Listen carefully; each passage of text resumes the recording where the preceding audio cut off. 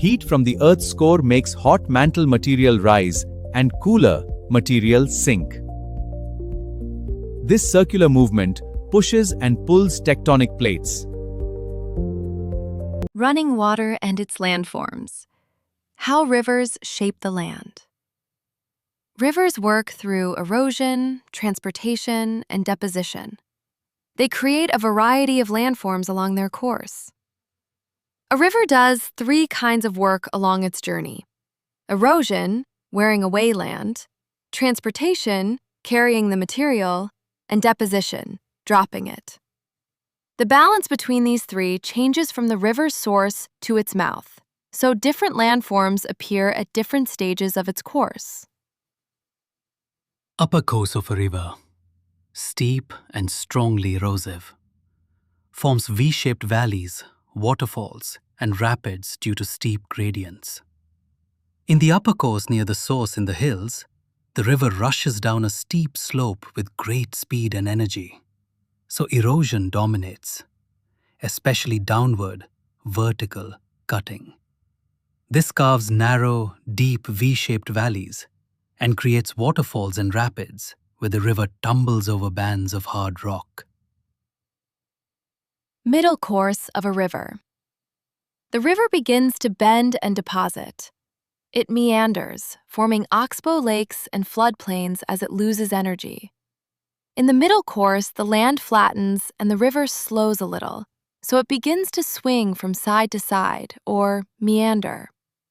As it loses energy, it starts to deposit some of its sediment, forming looping bends, oxbow lakes, cutoff loops, and flat floodplains along its sides. Lower course of a river.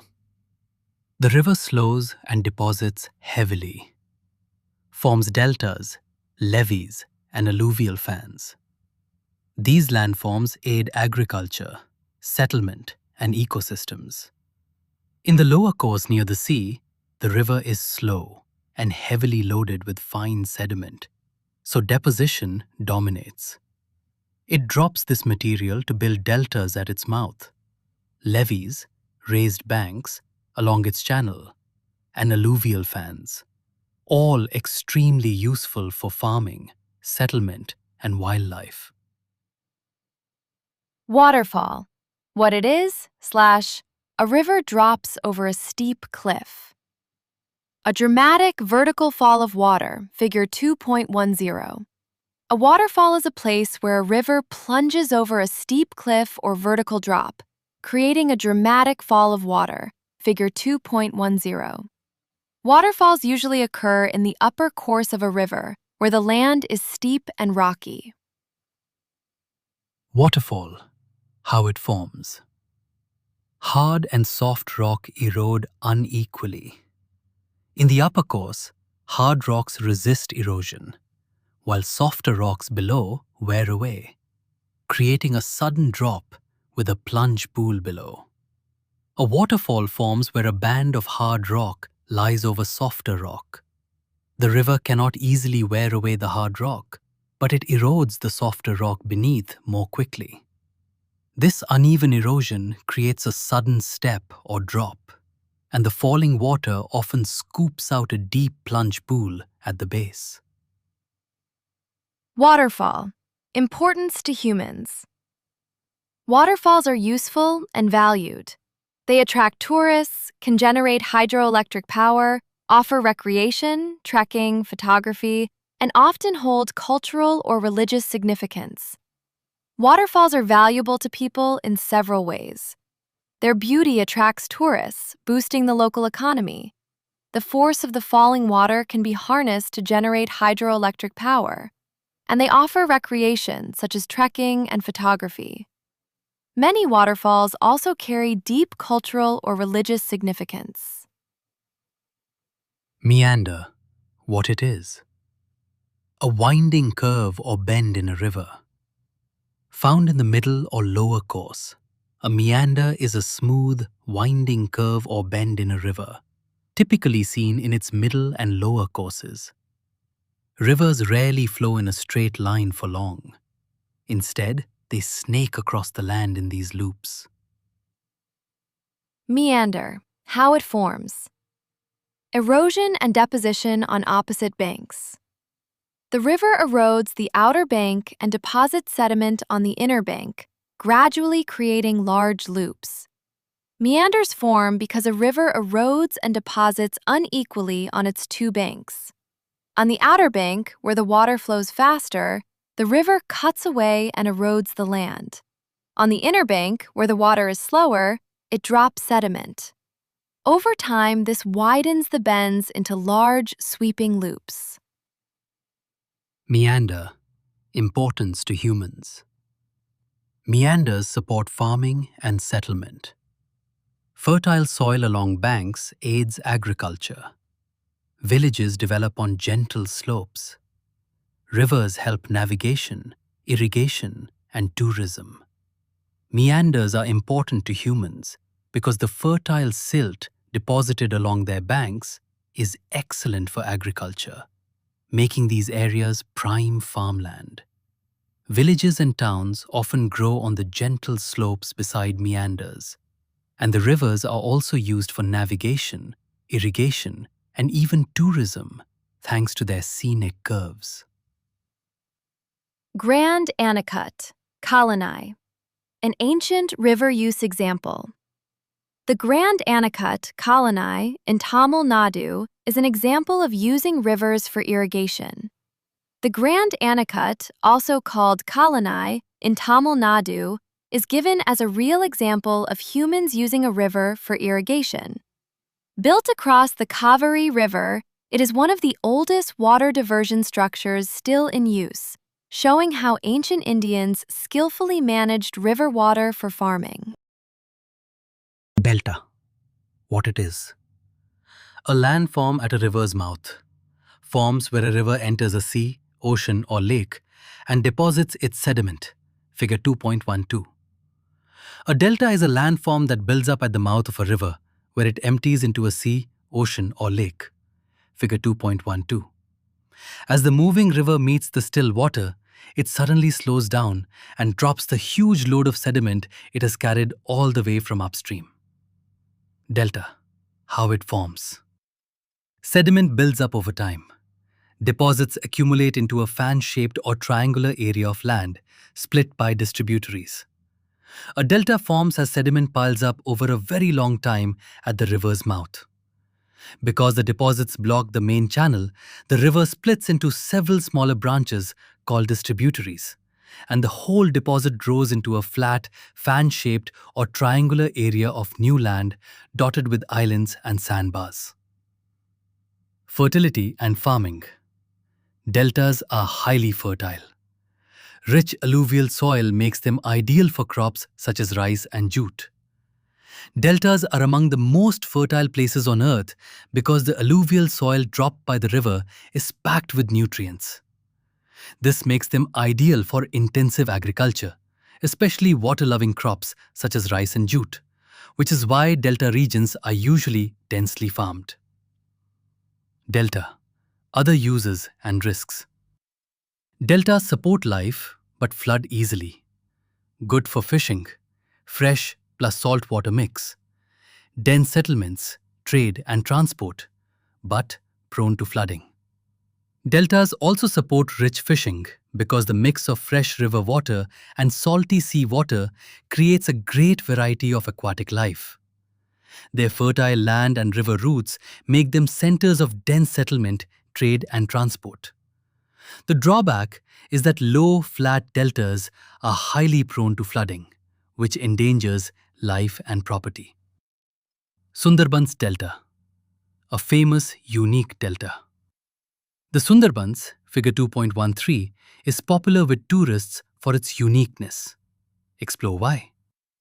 The Sundarbans, figure 2.13, is a famous unique delta shared by India and Bangladesh, formed by the Ganga, Brahmaputra and Meghna rivers. It is the world's largest mangrove forest and home to the Royal Bengal tiger, which makes it a special attraction for tourists and vitally important for biodiversity. Waves, currents and coastal landforms. Waves and currents. They reshape coastal land. constantly moving over the ocean. They create landforms like beaches, sandbars, sea cliffs, sea caves, arches, and stacks. Waves and currents are always moving across the ocean surface, and where they meet land, they reshape the coast. Their combined erosion and deposition create a whole family of coastal landforms: beaches, sandbars, sea cliffs, sea caves, arches, and stacks. You will study waves and currents in more detail in Part 2. Coastal landforms, the range. Coasts have both erosional and depositional features. Deposition builds beaches and bars. Erosion carves cliffs, caves, arches, and stacks. Coastal landforms come in two kinds. Where waves deposit material, they build up features like beaches and sandbars. Where waves erode, they cut away features like cliffs, caves, arches, and stacks. So a single coastline can show both building up and wearing down landforms side by side. Beach. What it is. Sand, pebbles, or rocks along a shoreline. Created by wave deposition and shaped by waves, tides, and currents, a beach is a gently sloping stretch of sand, pebbles, or rocks along the shoreline of a sea, ocean, or lake. It is a depositional landform, created as waves drop the sediment they carry, and it is constantly reshaped by waves, tides, and currents. Beach. Importance to humans. Beaches serve tourism and protection. They boost local economy, relaxation, swimming, recreation, provide fishing areas in sand/shells, and act as natural barriers against waves and coastal erosion. Beaches are very useful to people. They are popular tourist spots for relaxation, swimming, and recreation, which supports the local economy. They provide fishing grounds and sources of sand and shells for coastal communities.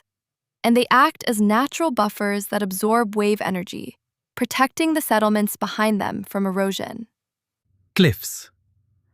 Steep rock faces along the coast, formed as waves undercut the base of the coast. A cliff is a steep, almost vertical rock face along a coast. It forms where waves repeatedly strike and undercut the base of the coastal rock, hollowing it out until the rock above collapses, leaving a sheer face. As this process continues, the cliff slowly retreats inland. Wave-cut platforms. Flat areas left as cliffs retreat. As the cliff wears back, a flat shore platform remains. A wave-cut platform is the flat, rocky shelf left behind at the foot of a retreating cliff. As waves keep undercutting the cliff and it collapses backward, the worn-down base remains as a level surface, usually exposed at low tide. Sea caves, hollows in coastal rock, formed when waves erode weak parts of the rock. A sea cave forms when waves attack a weak point or crack in a coastal cliff, often on a headland. The constant pounding widens the crack and hollows out a cave in the rock. Sea caves are an early stage in a sequence that can later produce arches and then stacks. Sea arches. A natural rock arch, created when caves on opposite sides of a headland meet. A sea arch forms when a headland, a piece of land jutting into the sea, is eroded from both sides. When two caves on opposite sides of the headland grow until they meet, they leave a natural bridge of rock overhead, a sea arch. Sea stacks, isolated rock pillars, left standing after arches collapse. These landforms affect tourism and coastal protection needs. A sea stack is a tall, isolated pillar of rock standing in the sea just off the coast. It is what remains after the top of a sea arch becomes too heavy and collapses, leaving the outer column standing alone. Such striking coastal features attract tourists and sometimes need coastal protection work nearby.